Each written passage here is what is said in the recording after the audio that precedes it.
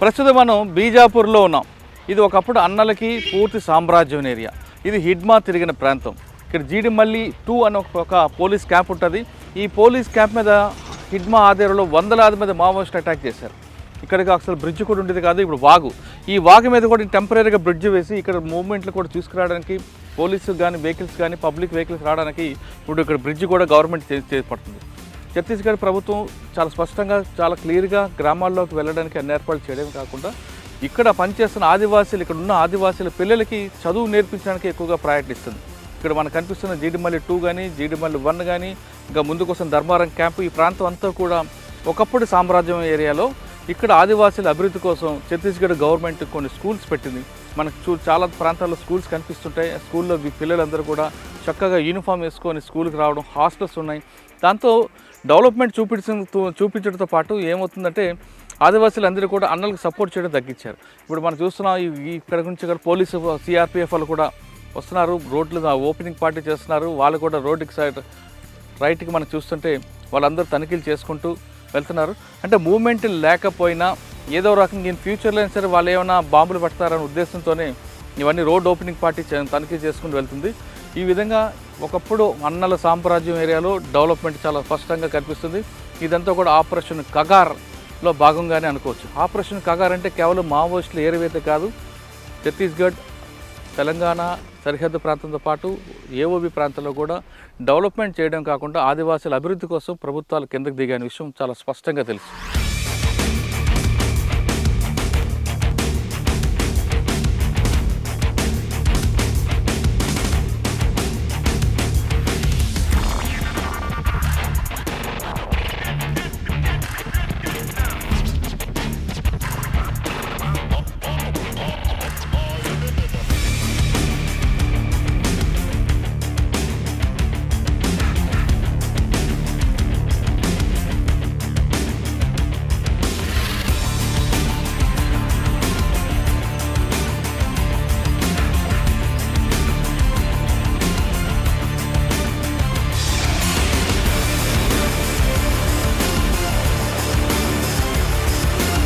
ప్రస్తుతం మనం కొండపల్లి మార్కెట్లో ఉన్నాం. ఇది బీజాపూర్ జిల్లాలో అతిపెద్ద మార్కెట్. అంటే ఇక్కడ కేవలం మావోయిస్టులకి వాళ్ళ సానుభూతి పరుల కోసం ఉండేది. గతంలో ఈ కొండపల్లి మార్కెట్కి మావోయిస్టులు ఎక్కువగా వచ్చేవారు. వాళ్ళందరూ కూడా ఈ పరిసర ప్రాంతాల్లో తుపాకీలు ఉంటే వాళ్ళకి వారానికి కావాల్సిన సరుకులన్నీ కూడా ఇక్కడి నుంచి కొనుక్కొని వెళ్ళేవారు. ఆ ప్రాంతం ఒకప్పుడు ఎలా ఉండేది, ప్రస్తుతం ఎలా చూస్తే ఈ గతంలో కేవలం చింతపండు, పసుపు, అరటిపళ్ళు మాత్రమే దొరికాయి, కూరగాయలు దొరికాయి మార్కెట్లో. మావోయిస్టు పార్టీ పూర్తిగా ఇక్కడి నుంచి వెళ్ళిపోయిన తర్వాత ఇదే మార్కెట్లో రకరకాల ఫ్రూట్స్, సెల్ ఫోన్లు, షూస్ అన్నీ కూడా వస్తున్నాయి. అంటే ఇక్కడున్న ఆదివాసీలకి వాళ్ళ అలవాట్లు కూడా మారాయనే విషయాన్ని చాలా స్పష్టంగా తెలుస్తుంది. ప్రస్తుతం మనం చూస్తున్నాం చింతపండు అవన్నీ కనిపించేవి, కానీ ఇప్పుడు మాత్రం ఇక్కడ సెల్ ఫోన్స్ కనిపిస్తున్నాయి. అటువైపు వెళ్ళి తీసుకుంటే పెర్ఫ్యూమ్ బాటిల్స్ ఉన్నాయి, షూస్ ఉన్నాయి, జీన్ ప్యాంట్లు, టీ షర్ట్లు. అంటే వాళ్ళ యొక్క మావోయిస్టు పార్టీ వెళ్ళిపోయిన తర్వాత ఇక్కడున్న ఆదివాసీల అలవాట్లు కూడా మారే విషయాన్ని చాలా స్పష్టంగా కనిపిస్తుంది. ఒకప్పుడు గతం వేరు, ప్రస్తుతం వేరు అనే విషయం చాలా స్పష్టంగా ఉంది. కానీ ఇప్పుడు కూడా అక్కడక్కడ ప్రాంతాల్లో వస్తు మార్పిడి విధానం ఇక్కడ ఉందనే విషయం చాలా స్పష్టంగా తెలిసింది. కేవలం కొన్ని విషయాలు మాత్రం, కొన్ని ఫ్రూట్స్ మాత్రమే డబ్బులు ఇచ్చుకుంటున్నారు, కానీ చింతపండు కానీ, పసుపు కానీ, లేదా వెప్ప పువ్వు ఇలాంటివన్నీ కూడా వస్తు మార్పిడి ద్వారా జరుగుతుందనే విషయం ఇక్కడ ఉన్న వాళ్ళు చెప్తున్నారు. ప్రభుత్వాలు, ఛత్తీస్గఢ్ ప్రభుత్వం ఈ ప్రాంతం మీద ఎక్కువగా ఫోకస్ చేసింది. రోడ్లు వేశారు, స్కూల్స్ పెట్టారు, అన్నీ బాగున్నాయి. కానీ దళార వ్యవస్థను మాత్రం పూర్తిగా అరికట్టాల్సిన అవసరం ఎంతైనా కనిపిస్తుంది. లేదంటే మరొకసారి ఈ పరిస్థితి తిరగబడే అవకాశం కనిపిస్తుంది. ఈ ప్రాంతం నుంచి మనం తీసుకుంటే ఈ కొండపల్లి, ఇక్కడ నుండి రైట్ సైడ్ వెళ్తే పువ్వర్తి, డైరెక్ట్గా హిడ్మా ఇంటికి వెళ్తాం. ముందుకు వెళ్తే పూజార్ కాంకేర్, ఇటు వస్తే మనం బీజాపూర్, చెర్ల వైపు వెళ్ళిపోవచ్చు. ఇది కొండపల్లి అనేది ఈ ప్రాంతం.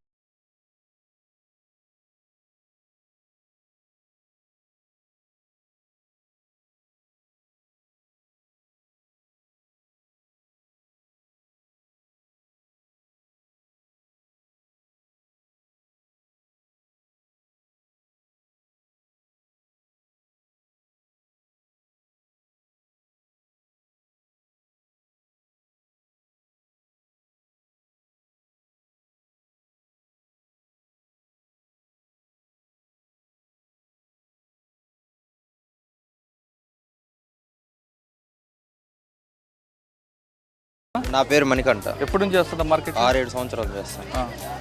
అన్నాలు వచ్చి ఉంటారా? రారు ఇక్కడ. ఓన్లీ సొంత జనాలే వస్తారు. వాళ్ళు వచ్చి కొంటుంటారట కదా, కొనుక్కొని వెళ్ళేవారట? కొనరు, రారు ఇక్కడ. ఇప్పుడు వస్తుంటారా? ఎప్పుడు రా అంటే పోలీసులు వచ్చేవారు అప్పుడు కొని? అంటే మనకి వాళ్ళు ఎవరనేది మనకు తెలియదు కదా, ఇలా జనాలు వచ్చినట్టే వచ్చి కొనుక్కొని వెళ్తారు ఎవరైనా. పోలీసు వాళ్ళు రారు ఇక్కడ. ఇక్కడ ఏం దాడులు జరుగుతుంటాయా?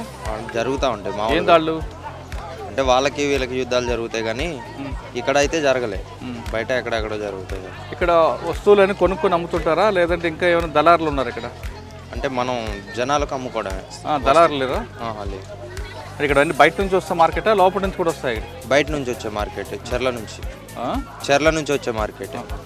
ఇక్కడ పండించి వచ్చిన మార్కెట్ ఎక్కడ ఉంది? పక్కన పెడుతున్నారు చిన్న చిన్న షాపులు, అవి ఇక్కడ పండించినాయి. అన్నాలు లేకపోయినా పర్వాలేదు? పర్లేదు. ఉన్నప్పుడు బాగుందా, లేనప్పుడు బాగుందా? లేనప్పుడే బాగుంది. ఎందుకు అంటే ఎవరనేది మనకు తెలియదు కదా, ఇక్కడ వాళ్ళని వీళ్ళని తెలియదు కదా. సేమ్ అలాగే ఉంది యాస్టీజ్గా. అప్పుడు ఎలాగుంది, ఇప్పుడు అలాగే.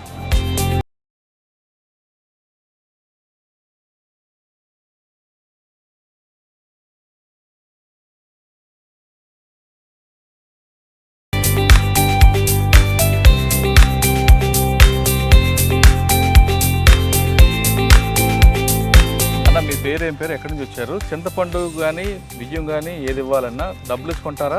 ఎన్ని కేజీలు చింతపండు తీసుకుంటే ఎన్ని కేజీలు బియ్యం ఇస్తారు? డబ్బులు అయితే 40 రూపాయలు ఇస్తామండి చింతపండుకి కేజీ. అదే బియ్యం అయితే 10 కేజీలకు 15 కేజీలు చింతపండు అయినప్పుడు 10 కేజీలు అట్లా ఇస్తాం. బియ్యం ఇస్తారు, ఇంకేమైనా ఇస్తాం? బియ్యం ఇస్తాం, ఉల్లిపాయలు బంగాళదుంపలు అవన్నీ సరి ఈక్వల్ ఇస్తాం. అంటే వస్తు మార్పిడి ఉంది ఇంకా? అవును.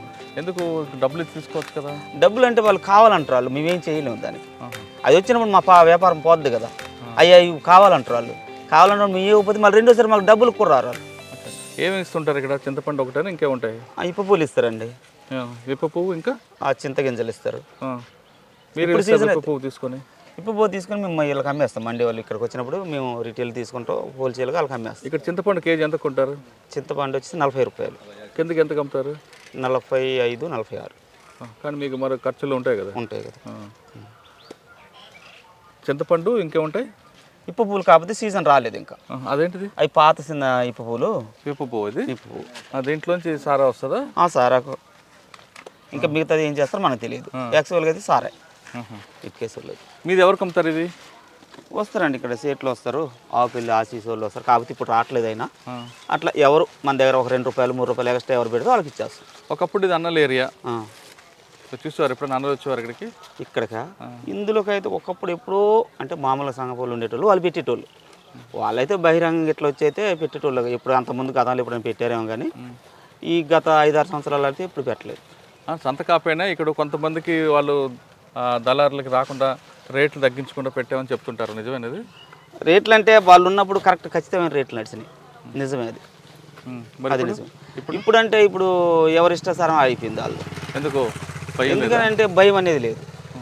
ఇప్పుడు మేము కాటా పెట్టాము, నా కాటా కరెక్ట్ లేదనుకోండి, వాళ్ళతో రేపు కొట్టడం అనేది జరిగింది, ఏదైనా చేయగలరు. ఆ భయం ఉంటుంది కాబట్టి నేను చేయలేను కదా, మోసం అనేది చేయలేను కదా. ఇప్పుడు ఏముంది, నేను ఇంత మాటలు చెప్పిన నేనైనా చేయొచ్చు, చెప్పలేము కదా. నిజం మాట్లాడారు. అది అంటే వాళ్ళు ఉండడం మంచిది అంటారా? వ్యాపారం విషయంలో అయితే వాళ్ళు ఉన్నప్పుడే బాగా నడిచింది. ఖచ్చితమైన రేటు 40 రూపాయలు చెబితే 40 రూపాయలు ఖచ్చితంగా ఇచ్చాం. మాకు వచ్చే 3 రూపాయలు 4 రూపాయలు చూసుకొని ఇచ్చేసేటోళ్ళం. బాగుంది అప్పుడు. ఇప్పుడు కస్టమర్కి ఇప్పుడు ఏముంది, ఇప్పుడు అవతలాడు మోసం చేసినప్పుడు మేము కూడా చేయవలసి వస్తుంది. అవతలాడు 50 రూపాయలు అన్నప్పుడు నేను ఇవ్వకపోతే నా దగ్గర రాడు కదా కస్టమర్, నేను కూడా చేయవలసి వస్తుంది. ఇప్పుడు నేను కూడా ఇప్పుడు ఈ కాటా మీద 40 రూపాయలు ఇస్తానంటున్నా, అది ఇవ్వట్లేదు, నాకు 50 రూపాయలు కావాలంటున్నా, నేనేం చేయాలి? లేకపోతే నా వ్యాపారం పోతుంది. నేను దీని మీద 40 రూపాయలు ఇస్తానంటాను, నేను 45కి అట్లా అమ్ముతున్నాను కాబట్టి, 46కి అమ్ముతున్నాను కాబట్టి. మరి ఈ సమస్య పోవాలంటే ఏం చేయాలి? ఈ సమస్య పోవాలంటే జనాలల్లే వాళ్ళకి ఒక ఇది రావాలి. ఊర్లో ఉన్నోళ్ళు కుర్రోళ్ళు, చదువుకున్న కుర్రోళ్ళు ఇట్లా అమ్మాలి, ఇట్లా చేయాలని వాళ్ళు చెప్పాలి. ఎందుకంటే వాళ్ళు ఎట్లా లేరు అంటే ఇప్పుడు అంత ఇది లేదు కాబట్టి ఊర్లో ఉన్న చదువుకున్న కుర్రోళ్ళే మనం ఎట్లా చేయాలని వాళ్ళు చెప్పాలి.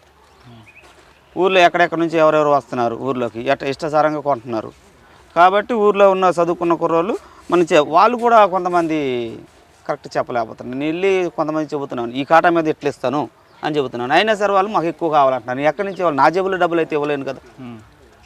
మార్జిన్ ఒక 5 రూపీస్ 4 రూపీస్ లేకుండా చేయలేను. వ్యాపారం అంటే అలా మార్జిన్ ఉండాలి కదా.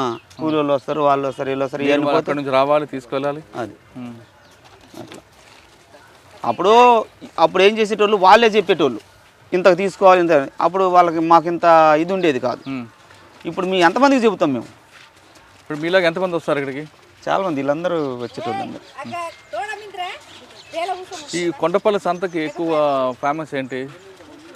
సరుకు వస్తుంది, బాగా వస్తుంది. ఇప్పు పూలు, గారబద్దలు, చింతపండు, చుట్టుపక్కల బాగా ఊర్లు ఉన్నాయి కాబట్టి. ఎన్ని గ్రామాలకి ఈ సంతది? చాలా గ్రామాలు ఉన్నాయి. ఇటు పువ్వార్తి నుంచి ఉన్నాయి. పువ్వార్తు, బట్టిగూడెం, ఇటు వచ్చి కౌరుగట్ట, అటు వెళ్ళి కంచెల, ఇవన్నీ. ఇటు నుంచి వచ్చి దామారం, ఇటు వెళ్తే కోమటపల్లి, రేగపల్లి, ఇటు వెళ్తే తిమ్మిరిగూడెం, అటు కమలాపురం, నరసాపురం, ఇట్లా చుట్టూ చాలా ఊర్లు ఉన్నాయి. అందుకే ఇక్కడికి ఎక్కువ వస్తారు. ఇక్కడ ఉన్న దాంట్లో ఇదే పెద్ద సంత. ఇంకేమున్నాయి ఇంకా ఇది కాకుండా సంతలా? ఇది కాకుండా అంటే మరి చుట్టుపక్కల అయితే అటు ఉంది, మళ్ళీ భీమారం ఉంది, కానీ అది పెద్ద సంత ఏం కాదు. ఇది పెద్దది, ఇదే పెద్ద. వారానికి ఒకసారి భీమారం ఉంది, కానీ అది అంత పెద్ద సంత ఏం కాదు.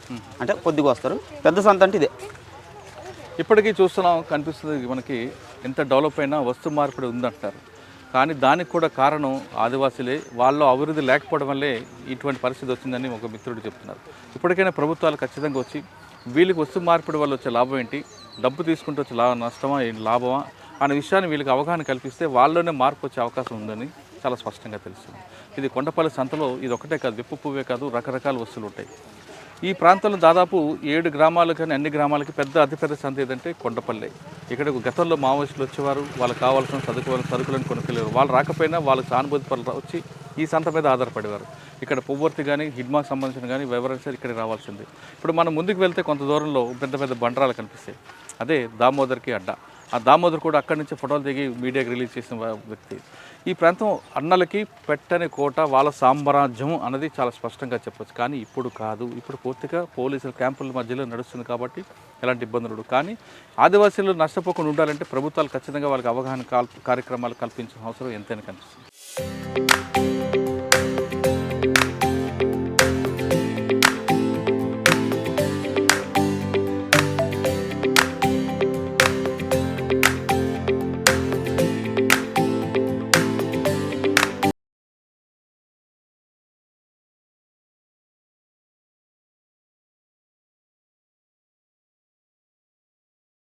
అన్న, నీ పేరేం పేరు, ఎప్పటి నుంచి వ్యాపారం చేస్తున్నారు?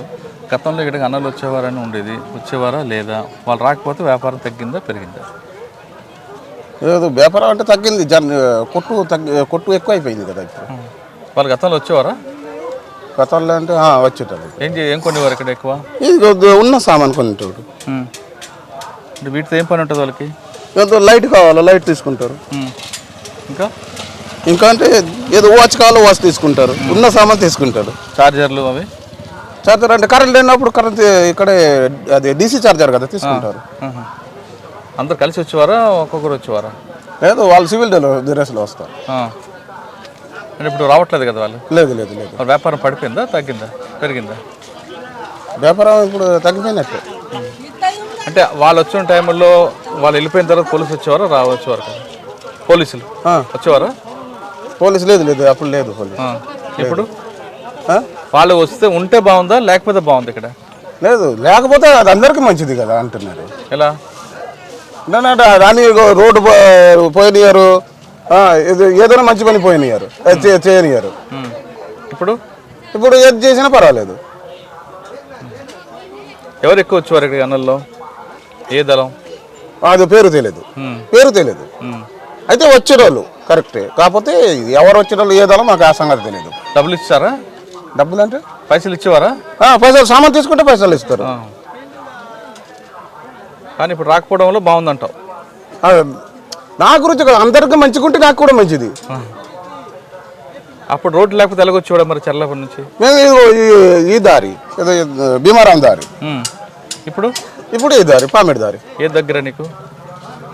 పామిడి బాగుందా, భీమారం బాగుందా? భీమారం కొంచెం దగ్గర ఉండే. రోడ్లు ఉన్నాయా ఇప్పుడు? రోడ్డు పోయలే కదా ఇంకా. కొన్నాం, కూసాం కొన్నాక వచ్చినాం. ఎంత దూరం ఇక్కడికి? ఉన్నది 20 కిలోమీటర్లు ఉంటాయి. ఇక్కడ నడుచుకుని వస్తారా? అవి ఉంటుంది అంత ఉంటుంది 20. ఎన్నింటి బయలుదేరా పొద్దున్నే? పొద్దున 8. 8కా? 2 గంటలు వచ్చారు. మీ ఊర్లో గతంలో ఉండేవారు అన్నలు ఎవరు మావోయిస్టులు? రా ఇప్పుడు రా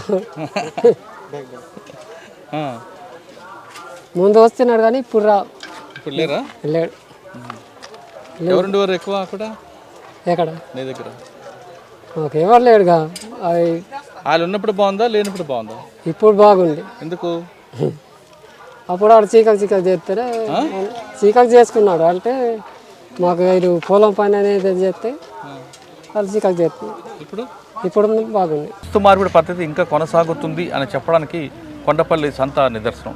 ప్రస్తుతం మనతో పాంబేడి సందన ఒక వ్యాపారి ఉన్నారు. ఆయన అడిగి ఏం తీసుకొచ్చారు వాళ్ళు, ఏమిచ్చి ఏం కొంటారు విషయం ఉంటుంది. తమ్ముడు, పాంబేడి నుంచి వచ్చారు మీరు, ప్రతి వారం జరుగుతుంది. వీళ్ళు ఎక్కడి నుంచి వచ్చారు, ఏం తీసుకొచ్చారు, నువ్వు వాళ్ళకి ఏమిచ్చి వాళ్ళ దగ్గర బయట మొస్సు తీసుకుంటావు? అంటే వాళ్ళు మన ఇక్కడే లోకల్ వాళ్ళు వస్తారు, దూరం నుంచి కూడా వస్తారు. మనం వాళ్ళు ఇచ్చే చింతపండుకి అయితే బంగాళదుంప ఉల్లిపాయ బదిలీ చేస్తాం, అలాగే బియ్యం ఇస్తాం. వాటికి డబ్బులు అయితే 40 రూపీస్ కిలో తీసుకుంటాం. మనం కొంచెం చూసుకొని ఇచ్చేస్తాం సేట్లకి. ఎందుకు క్యాష్ ఇవ్వకుండా వస్తారు? బియ్యం వాళ్ళకి వస్తువు ఏది అడిగితే అది ఇస్తాం మనం. వాళ్ళకి నిత్యావసర సరుకులు ఏమి కావాలి, ఇప్పుడు బంగాళదుంప ఉల్లిపాయ కావాలా, వాటికి బదిలీకి ఇస్తాం. వాటికి పైసలు కావాలంటే మనీ కావాలి, మనీ అంటే మనీ ఇస్తాం. దానికి వాల్యుయేషన్ చూసి ఎన్ని కిలోలు అయితే అన్ని కిలోలకు డబ్బులు ఇస్తాం. గతంలో ఇక్కడికి అన్నలు వచ్చేవారా? అన్నాలంటే ఇక మన గతంలో మనం ఎక్కువ రాలే, మమ్మీ వాళ్ళు చేసేవాళ్ళు. నేను ఇప్పుడు ఈ మధ్యలో వస్తున్నా. మొత్తం ఆ ఏరియా మొత్తం అదే కాబట్టి అప్పుడు ఉండేవాళ్ళేమో. కానీ అప్పుడు వాళ్ళ టైంలో వస్తు మార్పిడి లేదు. ఇప్పుడు మరి వస్తు మార్పిడి ఫస్ట్ నుంచి ఉంది. ఇవే కాదు, కూరగాయలు ఇస్తాం, బెండకాయలు ఇస్తాం, రేటు బట్టి ఈక్వల్గా చూసి ఇస్తాం. మనకి ఆ రేటు 40 రూపీస్ ఉందనుకో, 40 రూపీస్లో బెండకాయ కిలో దొరికితే అదే ఇస్తాం. అట్లా ఎక్కువ దొరికితే దాంట్లో కట్ చేసి ఇస్తాం అట్లా. ఇప్పుడు వాళ్ళు వస్తున్నారా లేరా? ఇప్పుడు మన ఇక్కడ సంతలో అయితే అందరూ ఇప్పుడు ఎంత ప్రజెంట్ వాళ్ళు వస్తారా లేదా అనేది మనం చూసుకునేది ఉండదు. వ్యాపారస్తులు వస్తూ ఉంటారు, ఇక వాళ్ళు కస్టమర్ వస్తే వాళ్ళని చూసుకోవడం సరిపోద్ది. అంత క్యాంపులు పడ్డ తర్వాత ఇక అంత ప్రభావం. అంటే వాళ్ళు ఉన్నప్పుడు బాగుందా లేనప్పుడు బాగుందా? అంటే మారేదాన్ని బట్టి ఉంది. అప్పుడు రోడ్డు లేదు, జనాలకి పాపం బాగా ఇబ్బంది పడేవాళ్ళు. తీసుకురావడానికి మోసుకొని రావడానికి కొద్దిగా ఇబ్బంది పడే. ఇప్పుడు బస్సులో వస్తారు, ఇక్కడ దింపుకుంటారు, కొంచెం సులువైంది వర్క్. తర్వాత మనకి ఇక్కడ వచ్చి మా దగ్గర నుంచి కూడా సేట్లు తీసుకురావడం, సేట్లు కూడా కొనడానికి వస్తారు, ఇక్కడికి వస్తారు. మేము ఎక్కడికో తీసుకెళ్ళి అమ్మేది. ఆఫీస్ రేట్లు ఉన్నాయి మంచిది. కొంచెం రేటు కూడా కస్టమర్కి ఎక్కువ వస్తుంది ఇప్పుడు. కస్టమర్ కంటే ఎవరికి? అంటే పబ్లిక్కి. మనకి వాళ్ళకి నష్టం జరుగుతుంది కదా, వాళ్ళకే ఎక్కువ వస్తుంది. ఇప్పుడు ఒకప్పుడు 20 రూపీస్ ఉండేది చింతపండు, మేము బట్టాపై అమ్మేసరికి 30 రూపీస్ అయ్యేది. ఇప్పుడు ఇక్కడే 40 రూపీస్ 50 రూపీస్ ఉంటుంది. అంటే కస్టమర్ కొంచెం బెనిఫిట్.